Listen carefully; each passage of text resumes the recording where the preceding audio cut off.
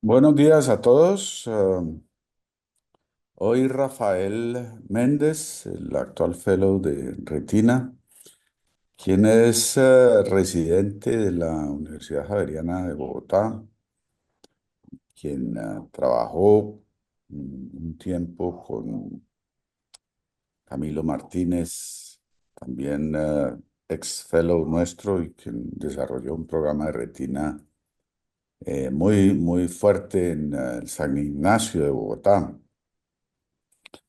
Rafael ha hecho unos aportes, aún desde cuando estuvo haciendo su pasantía, ha hecho unos aportes muy importantes en Retina Cali que nos sirven de consulta en el campo de la uveitis, donde él tiene eh, publicaciones en revistas indexadas. Hoy nos va a hablar de un tema pues, que está muy caliente, pues lleva mucho en la mente o en la preocupación de los retinólogos, que es el PBR. Mm, y es el coco, pues, de la cirugía de retina. Hacemos todo lo posible por evitarlo y luego toda clase de luchas por controlarlo.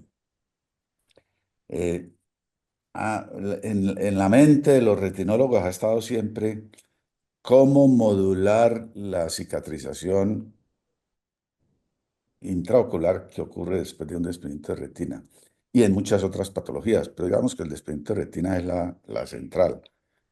Eh, y se han hecho 1000 ensayos y se han probado 1000 drogas y recientemente hay avances importantes y eso fue lo que le pedí a Rafael que hiciera una actualización y revisión para ver si logramos adoptar una conducta distinta en el manejo del PBR, porque hasta ahora ha sido eh, fundamentalmente preventivo y ha sido muy exitosa la prevención, específicamente en desprendimiento de retina, pues operar rápido, educar a la población para que consulte rápido, educar a los médicos generales y oftalmólogos para que remitan rápido, es la principal medida preventiva.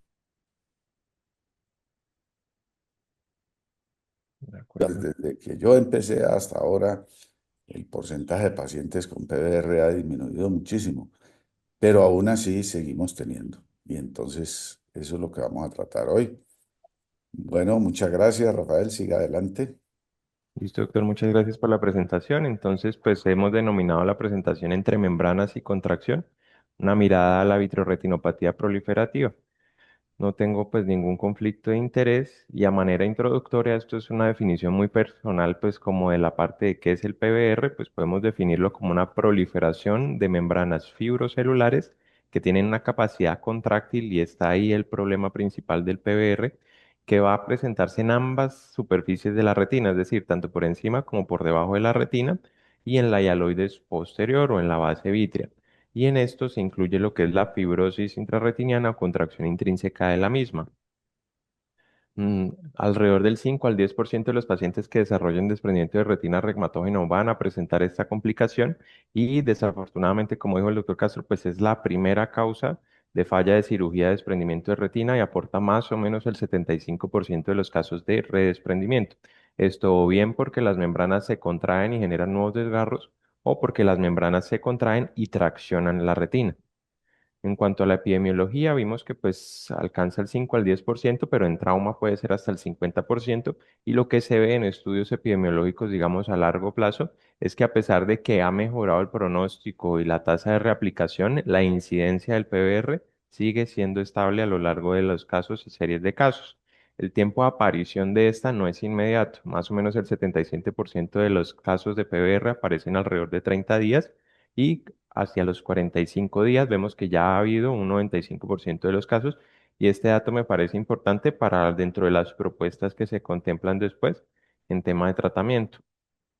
En cuanto a la fisiopatología, pues el prerequisito por excelencia es el desgarro retiniano, de manera que es una patología que por excelencia habla de desprendimiento de retina regmatógeno y se van a desencadenar dos eventos principales. Uno es la migración de células a la cavidad vítrea y al espacio subretiniano, principalmente EPR y glía, y va a haber una ruptura de la barrera hematorretiniana como producto del desprendimiento.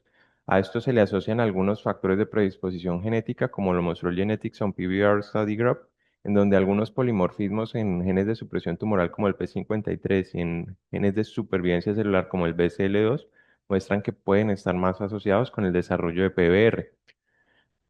Andando un poquito más en la migración celular, vemos que en cuanto al EPR, pues va a ser la principal línea celular involucrada, y esto porque va a sufrir un proceso de transformación epitelio-mesénquima, en donde esta célula pues va a perder la polaridad basal que tiene y va a adquirir un fenotipo de fibroblasto, en donde las características que va a adquirir van a ser la presencia de alfa-actinina de músculo liso, que le da la capacidad de contraerse.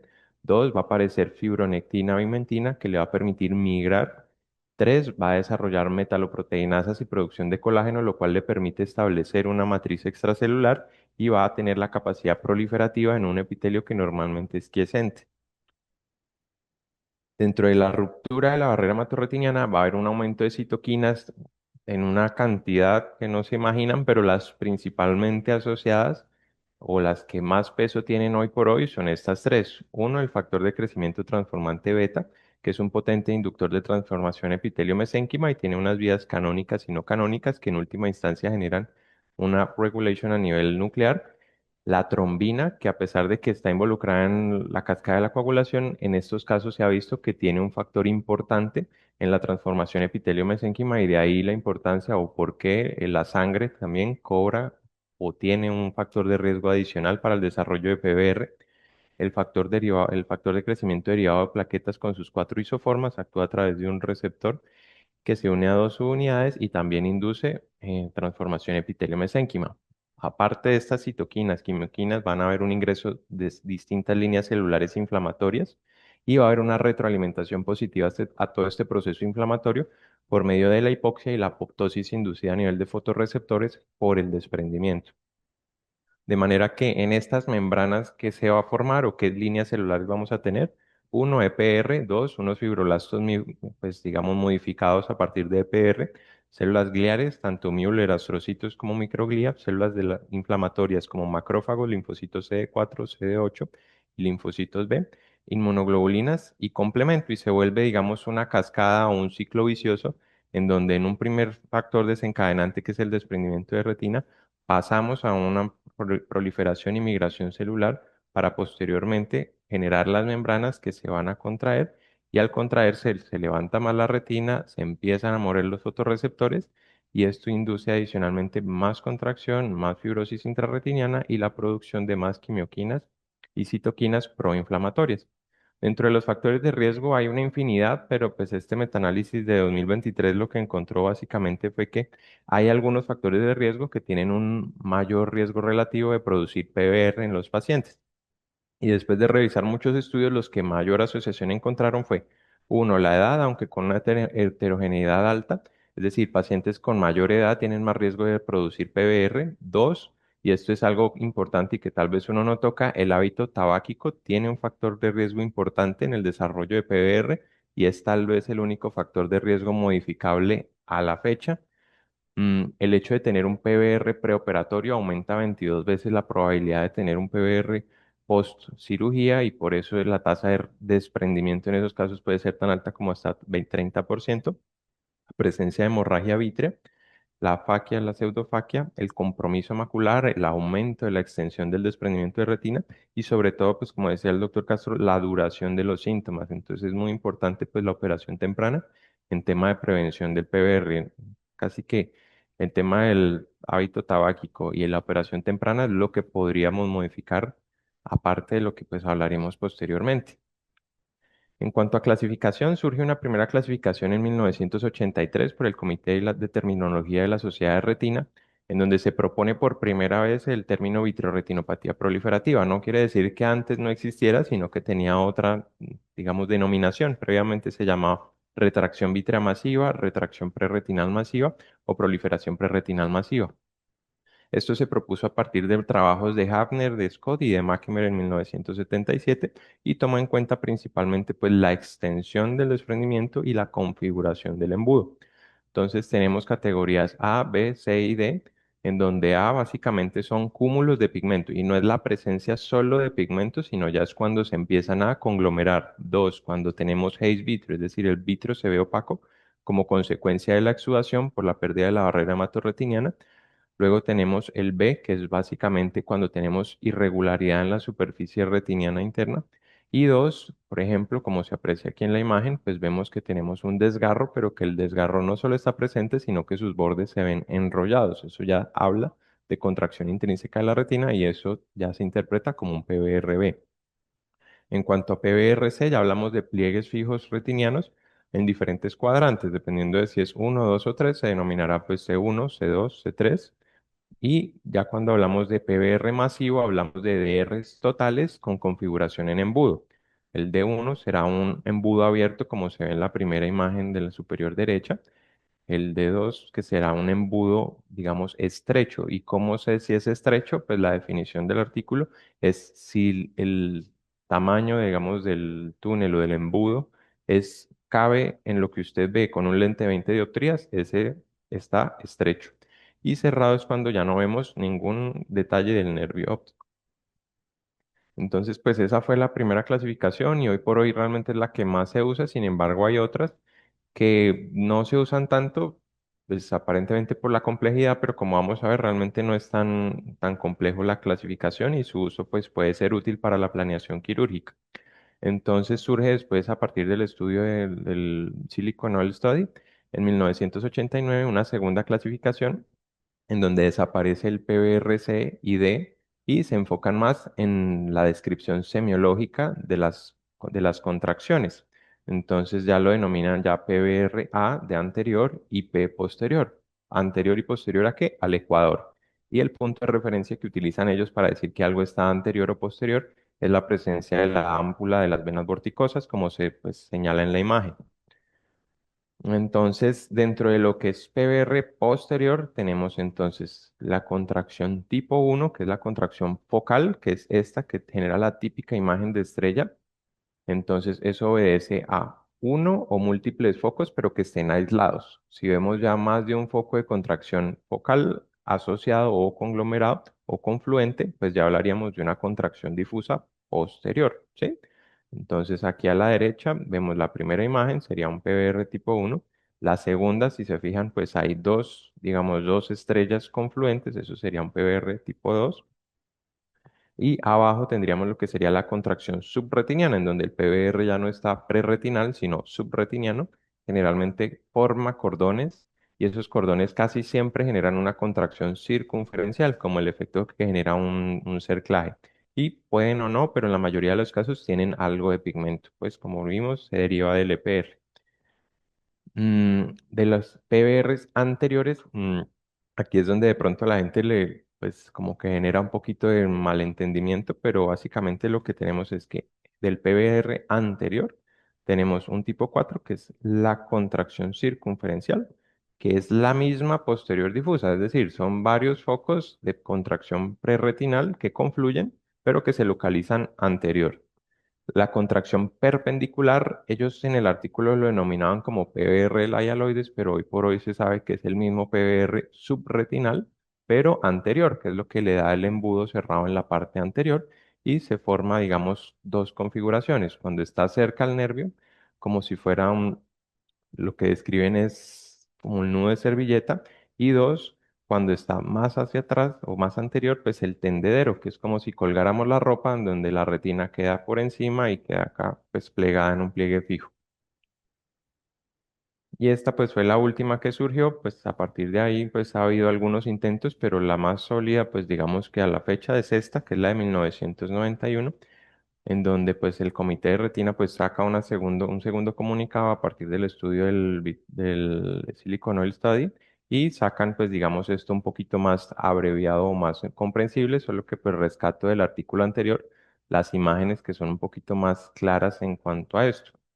Entonces tenemos el tipo focal, que era la estrellita, 2 difuso, que son las estrellas confluentes, el 3 que es el subretinal, que es ese cordón que va por debajo de la retina, el 4 el circunferencial anterior, que es el que veíamos que son múltiples, digamos, focales, pero preecuatoriales, y el desplazamiento anterior. Es decir, esto ocurre sobre todo post-trauma o post-vitrectomía y es donde la base vitrea, digamos, se adhiere tanto a la pars plicata como al iris y genera contracciones y pues es lo que digamos que clínicamente se ve como membranas ciclíticas que pueden generar hipotonías prolongadas. Por poner un ejemplo, entonces, ¿cómo debería anotarlo uno en la historia? Entonces, tengo un PBR y me ponen CP3, CA4. ¿Eso qué quiere decir? Aquí todos estos tipos de PBR son considerados tipo C y desaparece el PBR-T, que eran los embudos. Entonces, en el C, pues si decimos CP3, quiere decir que tenemos un tipo de contracción de las descritas acá, postecuatorial y que ocupa tres usos horarios, ¿sí? CA4 sería lo mismo, pero anterior y ocupa cuatro usos horarios y tenemos tipo uno y 2, es decir, que tiene una contracción focal y difusa. Y ellos lo narran con este, digamos, tipo de diagramas retinales en donde, por ejemplo, el diagrama marcan una X en donde ven las estrellas y van anotando qué tantas ven y el tipo de contracción. Ya en tema de manejo médico, pues digamos que hay varias estrategias que se han abordado. Dentro de ellas, pues el uso de esteroides. Un metaanálisis de 2023 analizó el papel que tenía el uso de esteroides en la prevención de la reincidencia de PBR en DR reumatógeno. Se realizó una revisión sistemática y metaanálisis que incluyó solo ensayos clínicos aleatorizados y como desenlace primario vieron la recurrencia del PBR posterior a cirugía. ¿Qué cirugías se incluyeron para el análisis? Todo tipo de cirugía, cerclaje, vitrectomía. Tal vez la única que no incluyeron fue retinopexia neumática. Y desenlaces secundarios, pues evaluaron la reaplicación retiniana completa, las que eran incompletas, las tasas de reoperación, de edema macular y membrana epirretiniana. Entonces, en total se obtuvieron cuatro ensayos clínicos aleatorizados con 487 pacientes, con estudios aportando desde 52 a 220 pacientes, la mitad más o menos distribuido estaban en el brazo de esteroide y la otra mitad en el control. De los estudios, dos utilizaban cirugía convencional con cerclaje y exodrenaje y les dejaban prednisolona oral. Resalto, digamos, la dosis que utilizaba el segundo estudio, que fue el que más aportó por una conclusión que va a surgir aquí adelante. Pero el primero, pues, digamos, dejaba prednisolona oral, 1 miligramo kilogramo día por 10 días, y el segundo daba 100 miligramos por 6 días, luego 50 miligramos por 5 días y por último 12,5 miligramos por 4 días. De este estudio no todos fueron de exodrenaje, sino que algunos se incluyeron, el 14% fueron de vitrectomía. Y los otros dos estudios incluyeron vitrectomía con silicón y triamcinolona intrasilicón al momento de la cirugía y Osurdex, digamos, tanto al momento de la cirugía como posterior al retiro de la cirugía. En cuanto a la recurrencia del PBR, cuando se hizo el análisis compilado de los tres tipos de PBR A, B y C, no hubo diferencias estadísticamente significativas. Cuando solo se analizaron los grados A y B, que son más leves, pues hubo una diferencia estadísticamente significativa con un RR de 0,67 y una heterogeneidad pues cercana a cero. Cuando se analizó, pero hay que tener presente que esta diferencia estadísticamente significativa surge a partir de los estudios de cirugía convencional de retina, es decir, no es extrapolable a la parte de vitrectomía y con las dosis pues previamente mencionadas de esteroide que son altas. Y del PBRC, pues que eran los estudios que incluían pacientes llevados a vitrectomía con silicón, no hubo diferencias estadísticamente significativas en la incidencia del PBR. En tasa de reaplicación completa no hubo diferencias, así como tampoco hubo diferencias en la tasa de reaplicación del polo posterior. La tasa de reintervención tampoco hubo una diferencia estadísticamente significativa. En lo único que hubo diferencia estadísticamente significativa cuando no se evaluaron subgrupos fue en la tasa de edema macular. Los pacientes que recibían esteroide intraocular, intraoperatorio, pues sí tenían una tasa mucho menor de edema macular. Más o menos en el grupo control el 50% desarrollaba edema macular postquirúrgico y dentro de los esteroides el 34%. En cuanto a la tasa de membranas epirretinianas, tampoco hubo diferencia estadísticamente significativa. De manera que a la fecha, pues con el uso de esteroides, parece que podemos disminuir la tasa de PBR temprano, es decir, estadios A y B cuando se usa esteroide oral, pero pues la evidencia va más a favor del exodrenaje. No podríamos concluir esto para el manejo de vitrectomía. y que si queremos disminuir la tasa, sobre todo de edema macular, pues realmente el estudio que tuvo evidencia fue el de Osurdex. El de triamcinolona tuvo un intervalo no estadísticamente significativo. ¿Qué problema tiene? Pues que los corticoides, al tener una baja solubilidad en el aceite de silicón, puede dificultar el alcanzar concentraciones terapéuticas que permitan un efecto benéfico. Un segundo, digamos, fármaco que se estudia mucho o que se estudió mucho fue el 5-fluoracilo. Este metaanálisis de 2021 pues se evaluó precisamente qué pasaba con el uso de 5-fluoracilo y la heparina de bajo peso molecular como adyuvante en la prevención del PBR por DR regmatógeno. Entonces aquí ya fueron un poco más amplios en los criterios de inclusión, no solo incluyendo ensayos clínicos aleatorizados, sino estudios prospectivos y usaron como intervención la infusión intraoperatoria de 5-fluoracilo con heparina de bajo peso molecular y evaluaron la tasa de reaplicación de PBR posoperatorio, reoperación y aquellas reoperaciones debidas a PBR. Se obtuvieron un total de 6 estudios con 1.200 pacientes. 4 de los estudios fueron ensayos clínicos aleatorizados. Esta fue, digamos, la intervención y las concentraciones empleadas. La mayoría pues tenían PBRC, y en lo que se encontró en los desenlaces, tanto primarios como secundarios, es que en la reaplicación no hubo diferencia estadísticamente significativa, ni cuando se analizaba el compilado, ni por subgrupos en postoperatorio. Tampoco hubo diferencias estadísticamente significativas. Sin embargo, en PBR postoperatorio, en los pacientes que tenían PBR más severo, es decir, PBRC, había un beneficio, pero esto solo surgía a partir de un estudio, por lo que pues no se pueden sacar conclusiones pues, digamos, para decir que sean a partir del metaanálisis, realmente no. Sencillamente hubo un estudio en los que tenían PBRC, mostró algún beneficio.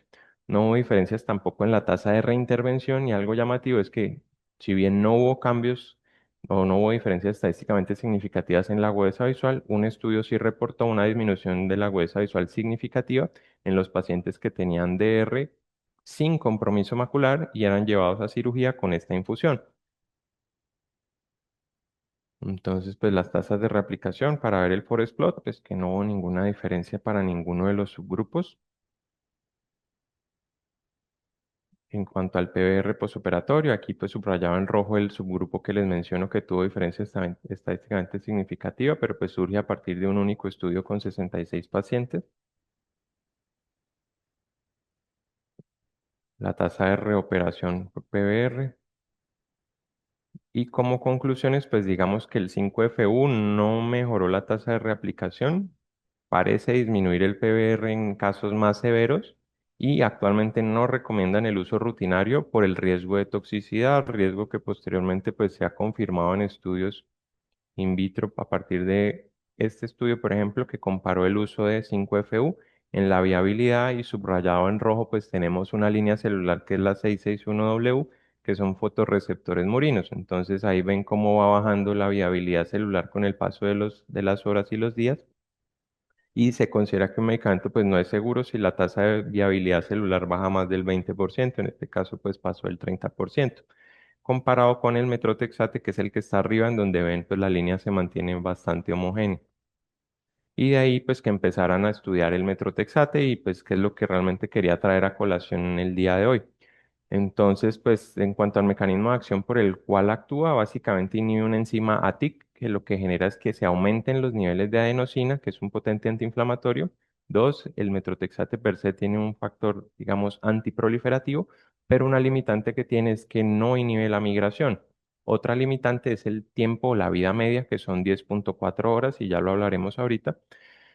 Y existe la dualidad entre si colocarlo en infusión en la cirugía o colocarlo como bolos o inyecciones intravítreas. Entonces, pues digamos que por el peso molecular, hay quienes defienden que para el peso molecular que tiene y lograr concentraciones homogéneas, se prefiere pues el uso como infusión.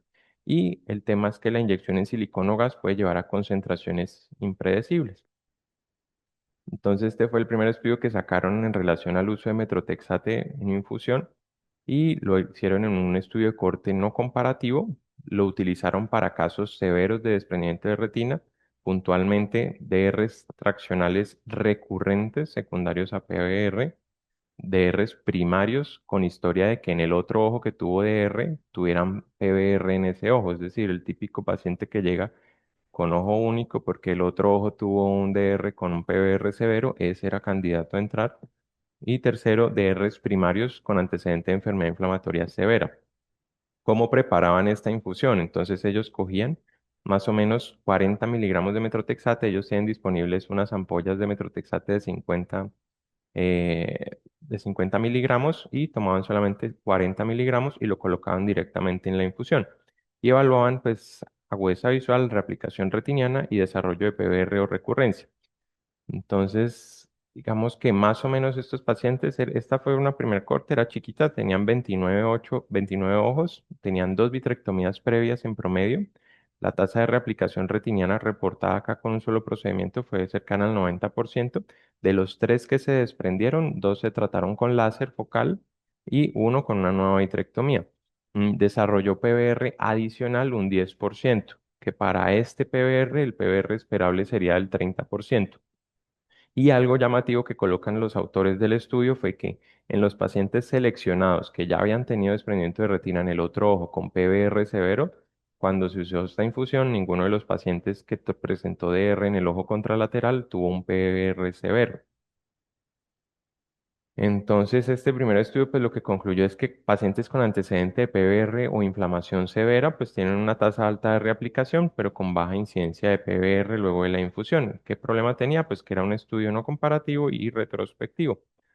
Luego, pues surge este otro estudio que es un poquito más grande, pero con algunas limitantes que ya mencionaremos. Estamos evaluando infusión y luego les hablo algo de inyecciones intravítreas, unas conclusiones y acabamos. En la infusión, aquí miraban diferentes niveles de riesgo, o sea, era un estudio estratificado a partir del riesgo de PBR y era comparativo, pero ya era intervencional y no aleatorizado. Entonces, el grupo uno eran pacientes con PBR, el 2 tenían alto riesgo de PBR. Pero entonces ahí, el 2 solito es el que tenía la infusión de metrotexate y el 2A era pues el de control. ¿Qué problema había ahí? Pues que el de control realmente no era comparable, ya que, por ejemplo, el que se hizo, en el que se usó la infusión, el 60% ya había tenido un DR recurrente o tenía trauma penetrante. El motivo del control o para considerarlo alto riesgo de PBR en el que se hizo control fue que se usara crioterapia, es decir, eran factores de riesgo mucho menos, digamos, severos para considerar. Pero pues como no era aleatorizado, pues tenía esa limitante. Y en el grupo 3 consideraban los pacientes que no tuvieran ninguno de los factores de riesgo listados arriba. La infusión era igual, pero no describían la mezcla. Incluyeron un total de 190 ojos. La tasa de reaplicación para los diferentes grupos fue similar, entendiendo pues que el control pues era un poquito menos severo. Y la agudeza visual aparentemente había una diferencia estadísticamente significativa de una línea en los pacientes que fueron llevados a metrotexate, pero sobre todo en los que eran de alto riesgo de PBR y o no tenían riesgo de PBR. La explicación pues realmente no hipotetizan en el artículo frente al motivo y pues digamos que a partir de este, pues ya dice uno, ok, parece que no hay superioridad en la reaplicación a 6 meses. Vámonos entonces con la otra modalidad que es la inyección intravítrea. Entonces esto fue un artículo, la verdad todo esto está saliendo este año, o sea, casi que está muy como en de moda, por decirlo así. Entonces, este salió en abril de 2025. Es una serie de casos comparativa y utilizaban inyecciones, ya no era infusión, sino inyecciones de metrotexate para la prevención de PBR. Entonces, metían pacientes que tuvieran DBR primario o recurrente con PBRC que los hubieran llevado a vitrectomía con silicón y que pudieran seguir al menos 6 meses por retiro de silicón, que es algo importante ya que algunos estudios solo hacen seguimiento mientras tiene silicón. Y la hora de la verdad, pues es cuando retira el silicón, sigue pegado o no. Entonces, este fue un valor agregado que tenía este estudio. Comparaba dos esquemas de inyección de metrotexate, uno 6 intravítreos mientras tenía el silicón y 6 después del retiro de silicón y el otro 6 mientras tenía silicón. Los controles eran menos severos, pero pues digamos que lo tomaban como control porque los había operado el mismo cirujano, digamos que tratando de controlar la variable de cómo se opera, la técnica y todo. Entonces, más o menos tenían 0,5 a 1 intervenciones menos estos pacientes del control y los usos horarios eran más o menos 2 usos horarios menos de PBR. Se coloca en una dosis de 400 microgramos en 0,1 mililitro en cirugía y se repite cada 2 semanas por 2 y cada 4 semanas por 3 y evaluaban pues la reaplicación a 6 meses. En cuanto a replicación, pues no hubo diferencias estadísticamente significativas en los tres grupos, aunque hubo una tendencia a una mayor tasa de reaplicación en el grupo de intervención con las 6 dosis. La tasa de membrana epirretiniana, pues el grupo uno solamente tuvo 7,7% de incidencia comparado con los otros dos grupos y de edema macular 15,4%, encontrando pues digamos diferencias estadísticamente significativas en estas dos variables. Entonces, pues digamos que el uso, digamos, de metrotexate cada 2 a 4 semanas luego de vitrectomía con silicón se asocia a tasas elevadas de aplicación a 6 meses. En este, pues no se animaron a sacar conclusiones comparativas, ya que cuando vieron, pues el grupo control tenía muchas variables con diferencias, por lo que no, pues digamos, no fue parte de las conclusiones del estudio. Hay una menor recurrencia de MER y edema macular y las agudezas visuales, pues no presentaron cambios significativos. Este estudio, pues ya es de los, como de los últimos dos, porque realmente han salido dos estudios clínicos aleatorizados grandes, entre comillas. Este también evaluaba inyección intravítrea, usaba dosis más bajas de 250 microgramos y utilizaba 3 inyecciones, al momento de la cirugía, a las 3 semanas y a las 6 semanas. Y metían todos los pacientes con PBRC llevados a vitrectomía con silicón. Miraban que cuántos estaban reaplicados 6 meses después de la cirugía inicial. Entonces, digamos que las diferencias no fueron estadísticamente significativas para los grupos. Cuando se retiró el silicón, ninguno de los de Metrotexate se desprendió. Cuando se retiró el silicón en los de control, dos se desprendieron, pero pues esto no fue significativamente distinto. Y en PBR limitado, es decir, cuántos pacientes después de retirado el silicón hacían PBR recurrente. Solo el 4,5% de los que tenían metrotexate y de los de control 39,1%. En MER y en agudeza visual, pues realmente no hubieron diferencias estadísticamente significativas y esto era para mostrar que ya este estudio por lo menos consideró los grados de PBR y la severidad como estadísticamente, pues sin diferencias estadísticamente significativas en los grupos. Entonces aquí pues dice uno, ok, el metrotexate intrasilicón cada 3 semanas disminuye el PBR postoperatorio, pero parece que no lo reaplica más. Y este fue el último que salió hace como 15 días. Entonces es un ensayo clínico aleatorizado y comparaba el uso de metrotexate intravítrea en pacientes con DR y PBRC llevados a manejo con vitrectomía y silicón. Les colocaban 3 inyecciones mensuales y retiraban el silicón 3 a 6 meses después y evaluaban pues, la reaplicación retiniana. Entonces incluyeron 43 pacientes en total y de los pacientes que fueron llevados a metrotexate, las 3 inyecciones tenían reaplicación completa 15, tenían un DR parcial sin compromiso macular 6 y con compromiso macular 0. Y de los de control, 9 fueron replicaciones completas, 4 tuvieron de RDR sin compromiso macular y 7 RDR con compromiso macular, encontrando una diferencia estadísticamente significativa en la tasa de reaplicación parcial con compromiso macular.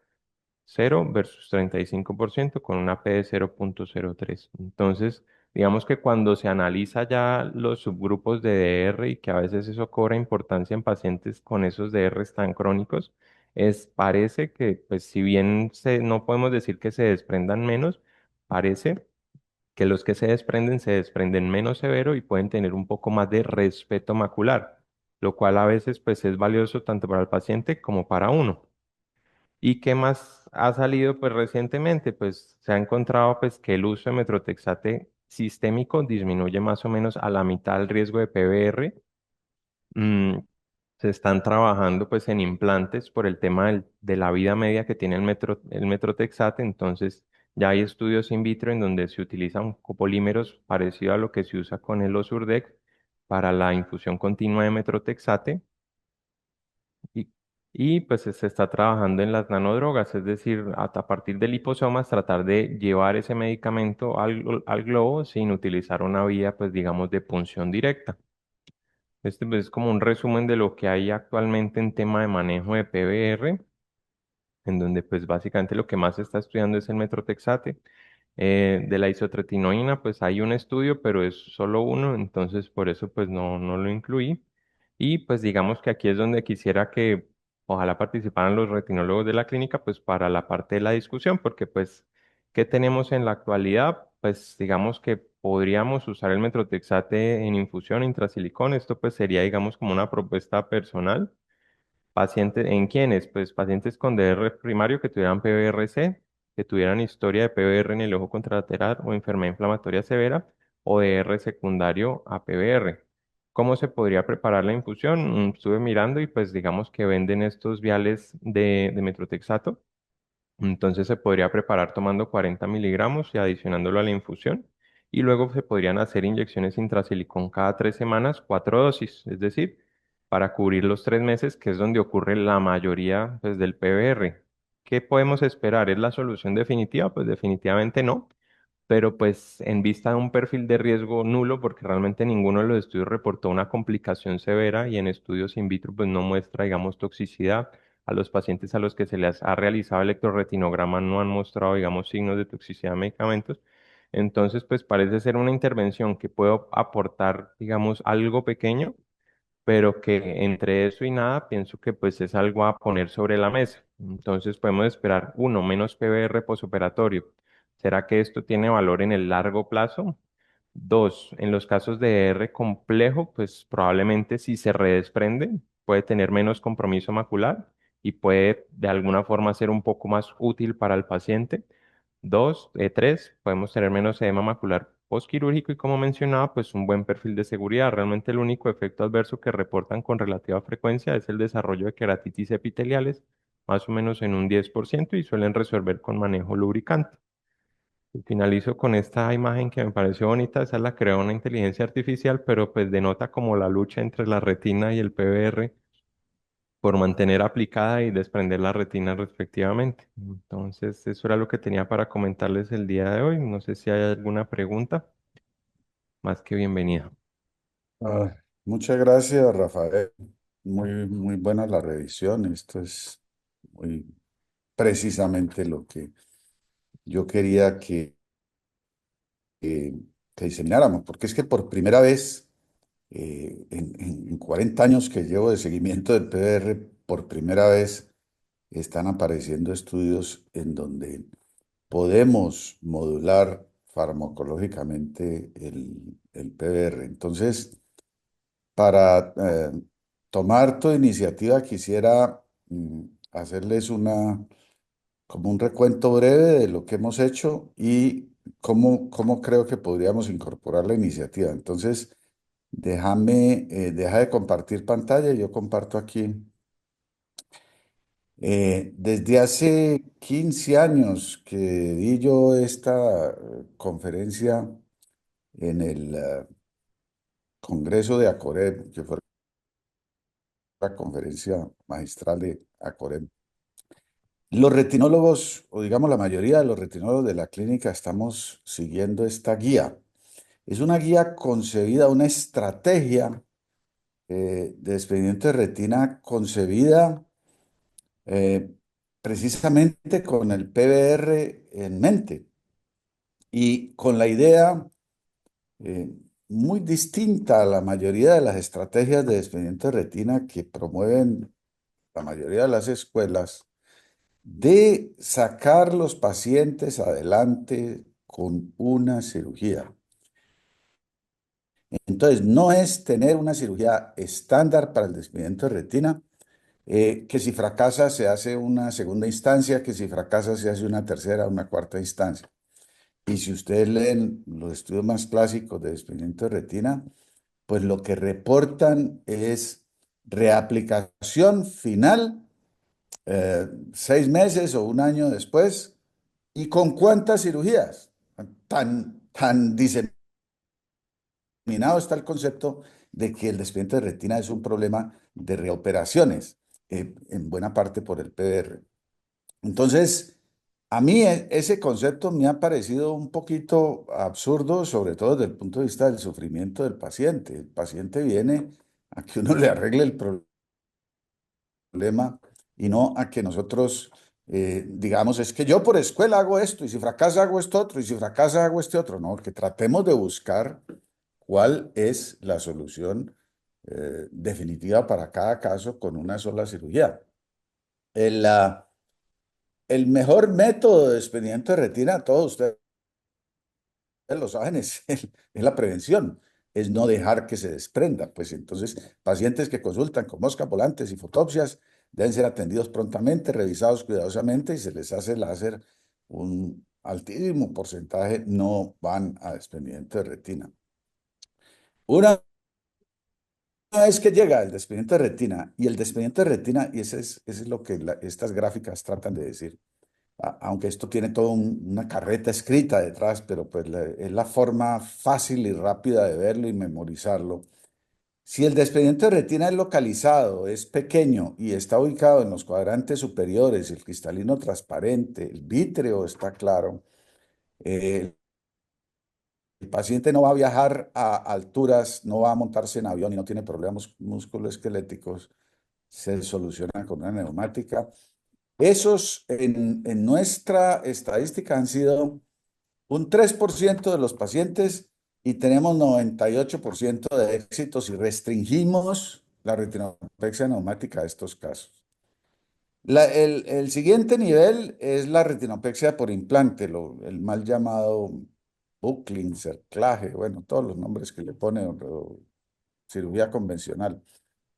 Ya aquí estamos hablando de desprendimientos de retina con rotos inferiores o rotos en otras áreas, pero con compromiso inferior de la retina, donde el cristalino está transparente, el vítreo está claro, no es miope, no es un paciente de edad, no tiene opacidades, no tiene problemas orbitarios severos y en estos casos, usualmente paciente joven, la retinopexia por implante funciona muy bien. Ahí tenemos 97-98% de éxito con una cirugía.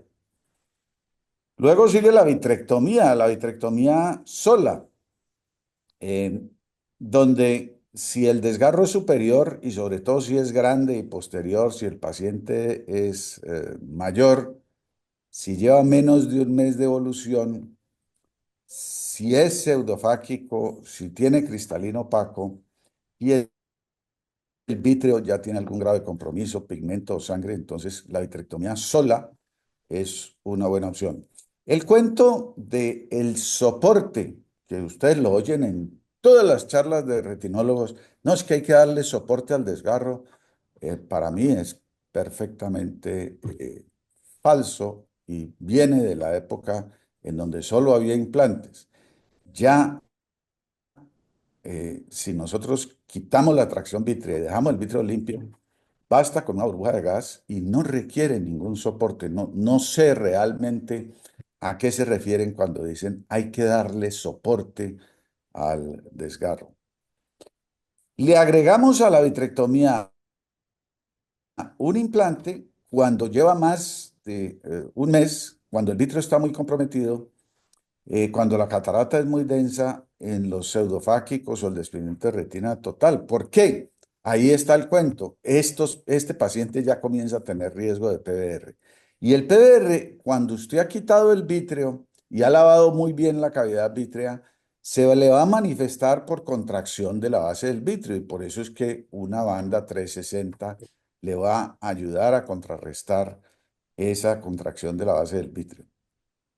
Y cuando ya hay PVR o cuando hay muchos factores como muchos desgarros, mucha sangre, mucho tiempo de evolución, el otro ojo está perdido, un desgarro gigante, entonces de una vez vitrectomía, implante y silicón. Y aquí es donde entraría la propuesta, Rafael, de incluir metotrexate. En DR asociado a miopía alta, pues es otra categoría, pero básicamente no ponemos implantes y hacemos facovitrectomía. Entonces, la propuesta es que Rafael agregue aquí, en esta ventana, el metotrexate como propuesta para estos casos, donde ya hay PBR o el riesgo de PBR es muy alto. O sea, ponga su protocolo de lo que usted ha concluido de todos los estudios que deberíamos hacer para evitar el PBR. En estos casos, hoy en día estamos teniendo muy buenos resultados cuando todavía no hay PBR, cuando el riesgo de PBR es alto, pero al retirar silicón sí aparecen problemas. No les puedo dar números allí porque no hemos hecho, aunque la mayoría de los retinólogos siguen esta guía y la hemos seguido durante 15 años, hemos hecho recopilaciones parciales de pacientes. Creo que estamos en el momento de hacer una gran revisión de toda la experiencia de expediente de retina y ver qué tanto se ha seguido la guía, qué tanto se ha apartado de la guía. Nosotros, en general, la última vez que yo miré datos, teníamos 94% de éxito con una cirugía, pero si mirábamos ese 6% que habían fracasado, ah, más de la mitad era porque no se había seguido la guía. Entonces, yo estimo que siguiendo esta guía se puede llegar a 97-98% de éxito con una cirugía que no está publicado en ninguna parte. Ese nivel de éxito no lo tiene prácticamente nadie.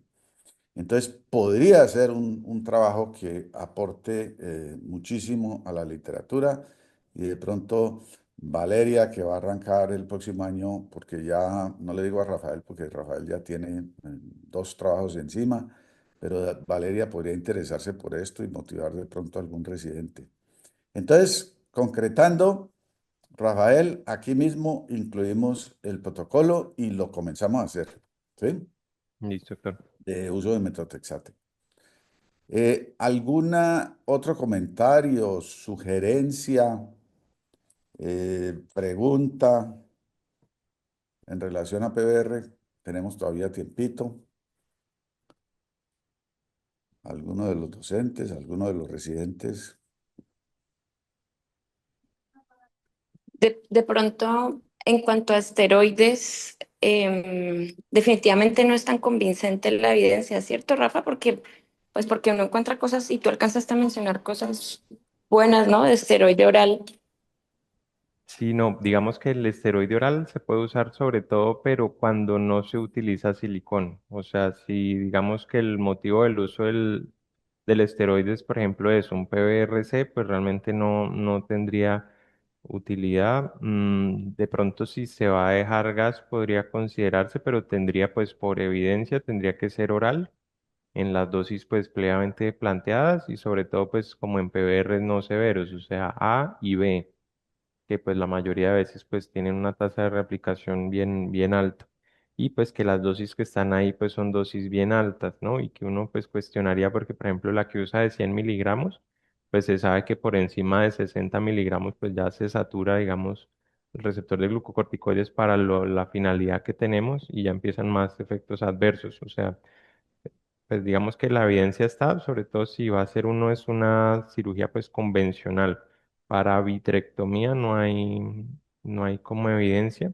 Y si se va a usar, pues que ojalá sea en PBRA o B, porque en lo que sé, ni siquiera con Osurdex mejora desenlaces, tanto poniéndole uno en el momento de la cirugía como al retiro del silicón. No disminuye no mejora ningún desenlace, pues solamente el edema Sí, macular. yo creo que lo mostraste bien, esteroides, y hasta donde yo recuerdo, pues se han hecho muchos estudios con esteroides, inclusive cuando apareció los Urdex, creímos, bueno, ahora sí apareció la bala mágica para el PBR, y no. Pero en edema macular sí, pero entonces no encuentro yo, a menos que surja alguna argumentación, no encuentro yo argumentación para usarlo de rutina en prevención del edema macular, más bien terapéutico y probablemente por el lado de Osurdex. Mi sugerencia sería esa. Tengamos en mente el esteroide en edema macular. Con frecuencia, los pacientes de desprendimiento de retina tienen una visión que no es normal y le estamos echando la culpa al desprendimiento de retina. Mm. Y yo creo que debemos rutinariamente pedir OCT de mácula y si hay edema macular, pues tratarlo con AINES tópico y pues yo diría que la elección sería un Osurdex intravítreo. Pero pensar en usar esteroide sistémico, eh, digamos, muy diseminado o ampliamente, pues nos va a crear todos los efectos secundarios de los esteroides sistémicos y pienso que si hay un beneficio, el beneficio va a ser muy pequeño. Mm, pero pues es un tema que está abierto, está la discusión y si en un momento aparecen pruebas suficientes para justificarlo, eh, pues considerarlo. Yo uso AINES sistémico mucho en desprendimiento de retina y sobre todo en los casos sin tener ninguna prueba, pero pues obviamente los efectos secundarios de los AINES pues son mucho menos, excepto en un pequeño grupo de pacientes que simplemente no se toman o se suspenden. Ah, ustedes saben que yo no soy muy amigo de los esteroides sistémicos por los líos tan grandes que tuve en una época en que los usaba con mucha liberalidad. Pero la discusión está abierta, Denis. Si hay buena evidencia, pues lo consideraríamos ponerlo en esta estrategia. De acuerdo, ¿no? Pues felicitar a Rafa porque sí creo que este es el objetivo de las charlas, no solamente es revisar el tema, sino hay muchas cosas que se quedan volando, en cambio aquí sí, si lo aterrizas y lo vuelves aplicable, pues es mucho más valioso. Entonces, muchas gracias. Sí, ahí está en Retina Cali. Entonces, pues usted sabe que el problema que tenemos a veces es que oímos algo y eso queda por allá en una charla y uno al momento en que lo necesita no lo recuerda. Entonces va a quedar ahí consultable en la parte de Retina Cali de oftalmólogos y de guías rápidas. Ahí está DRR Estrategias. Entonces va a quedar la recomendación. Lo otro, Rafael, es asegurarnos de que en cirugía lo haya y entiendan, de pronto pasarle los artículos para que entiendan que es un insumo que vamos a tener, que debemos tener y que los retinólogos lo van a comenzar a pedir, tanto para usarlo en la infusión como para inyecciones intravítreas. Entonces, que la gente se familiarice, así como se familiarizaron con la mitomicina para glaucoma, pues se familiaricen con el metotrexate para desprendimiento de retina. Y, De acuerdo. y que eso esté allí, que la gente no le ponga a uno cara de susto cuando uno diga, pues metotrexate, o Mm, eso qué es, o cómo se come, ¿no? Entonces, es ir y hablar con la jefe y llevarle el paquetico de los estudios o los enlaces y decirle, aquí está todo el soporte por el cual vamos a comenzar a hacer esto y que esto se vuelva, pues, realidad. listo, doctor. ¿Ok? Yo Bueno, quiero hacer una pregunta. sí, sí, claro. Eh, Dos. Primero, yo tenía entendido que me llama la atención que en pacientes a mayor edad haya mayor PVR. Yo tenía entendido que entre los más Por la jóvenes y niños inmunosenescencia. era más, digamos, la tendencia de la proliferación. Y otra cosa Sí, es, me perdón, gustaría, contestemos perdón, esa.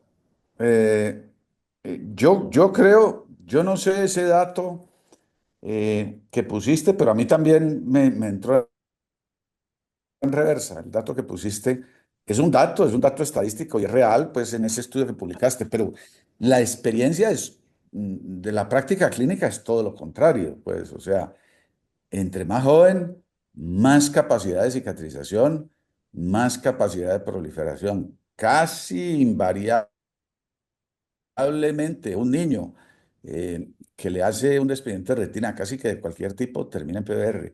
Casi invariablemente, si usted hace una retinotomía en cirugía en un niño, va a terminar en un PVR severo, mientras que los adultos, pues es mucho menos frecuente. Entonces, no segunda sé, pues ese pregunta. dato lo mostraste y es un dato estadístico real que mostró ese estudio, pero sí va en contravía de todo lo que creemos y hemos pensado toda la vida. PBR es mucho más en los niños. ¿Sí? Pues si quiere, respondemos de una vez, Y doctor. otra, Bueno. perdóname, y otra pregunta es, me gustaría ver en toda la cadena de producción del PBR ¿Dónde actúa el metotrexate exactamente y dónde actúan los esteroides? ¿Y por Al- Ya, se qué fue la voz, no se fue la voz. diferencia? Ah, Espéreme si quiere Me la... gustaría ver en toda la cadena y se fue la voz, volví a repetir. me gustaría ver en toda la cadena de producción del PBR dónde actúa el metotrexate y dónde actúan los esteroides y ver por qué razón los esteroides no están teniendo una buena función en el PBR, mientras que el metotrexate sí. Ya pongo ahí eso. Bueno, entonces voy a responderle primero, doctora, a la que me mencionó pues de la edad. Pues realmente ahí voy a tenerme un segundito en el artículo, por eso precisamente en este diapositiva pues no lo puse, digamos, rojo intenso, sino rojo como clarito, y el motivo es porque a pesar de que se encontró eso en el estudio, pues la heterogeneidad de la variable era alta, es como 74%, que eso pues digamos que estadísticamente hablando pues impacta mucho en el peso que tenga esa variable. Ellos ahí no discutieron, digamos, precisamente el por qué. Y a mí también me pareció curioso porque pues se habla siempre del fenómeno de la inmunosenescencia, ¿no? Que Y si siempre quieres, se va a volví a aumentar. compartir para que veamos los... Ah, bueno.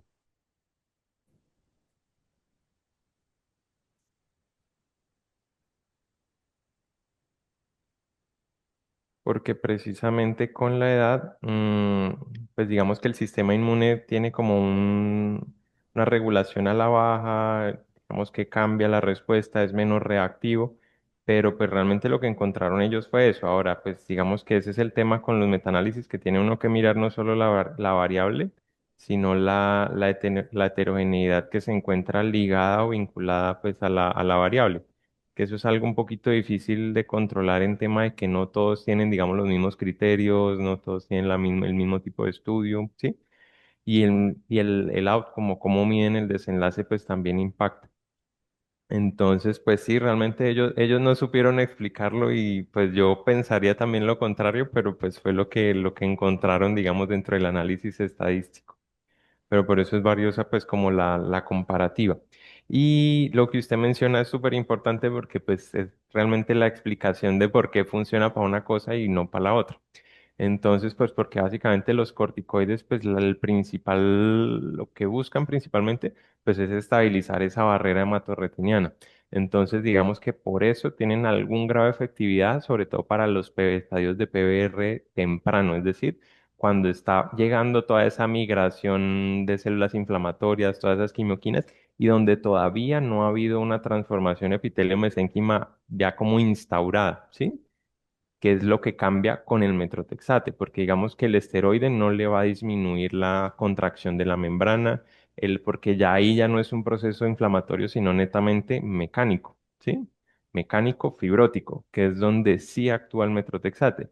El metrotexate pues tiene, digamos, como esa dualidad, y es que no solo es antiinflamatorio, sino que es antifibrótico, ¿sí?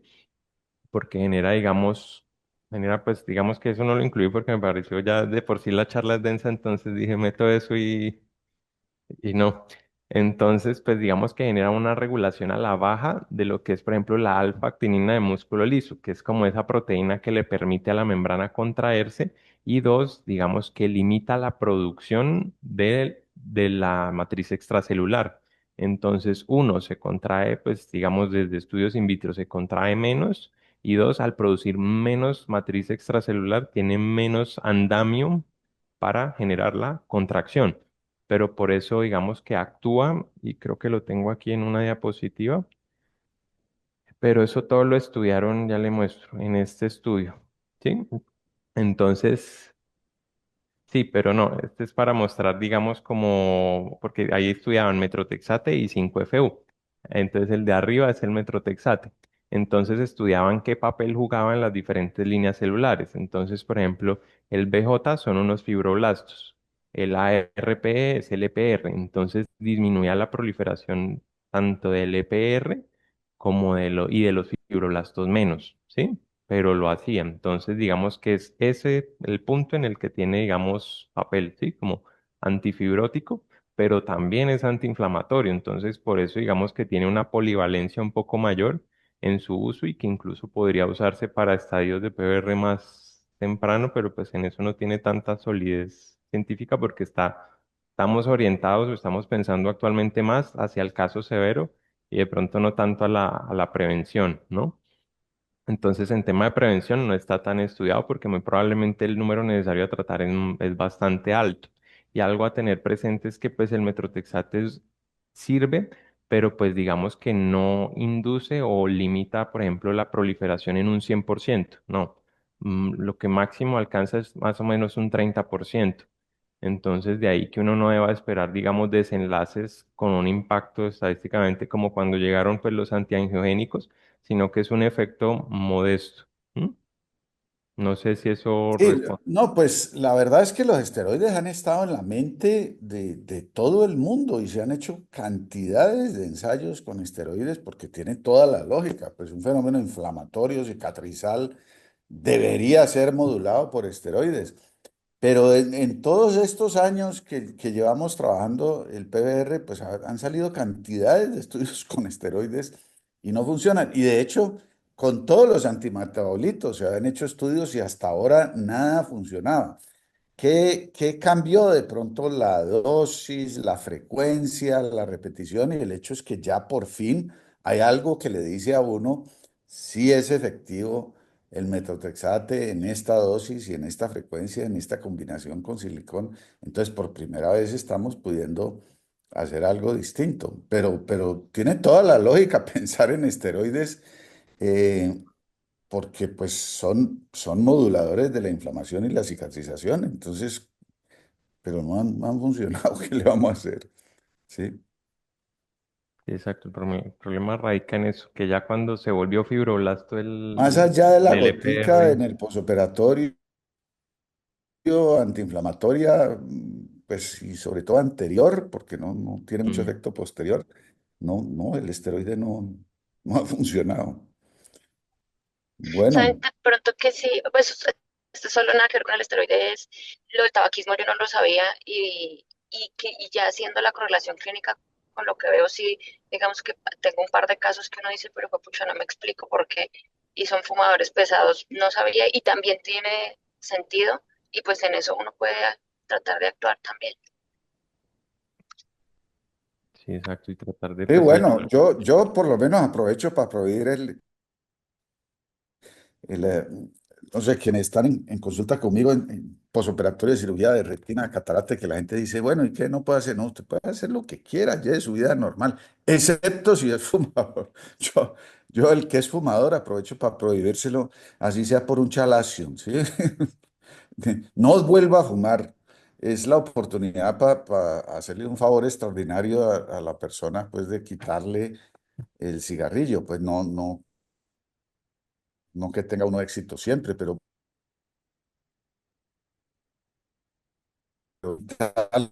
aprovechar para quitarle el cigarrillo sirve para prácticamente todo, pues es que el cigarrillo está involucrado en el agravamiento de prácticamente todas las patologías, no hay nada que se salve de ahí. Entonces es una regla general. Afortunadamente ya casi no vemos gente que fume, pero si los vemos, aprovechen siempre para decirle, no, aquí no, su blefaritis no se le va a mejorar si no deja de fumar. Bueno. Muchas gracias. Entonces, Rafael, quedamos comprometidos a terminar el trabajito, mejor dicho, de Listo, doctor, volverlo creo que sí. realidad, ¿no? Ok, hasta Bueno, luego. Para, pues luego, Hasta luego. para aprovechar, para informarles que los videos de las charlas académicas son grabados y se suben a YouTube en la página de la Clínica de Oftalmología. Para que lo tengan presente, las charlas anteriores ya están en la página para que puedan visitarlas y puedan verlas nuevamente para las personas que no pudieron asistir. Bueno, muchas Gracias. gracias, Blanca.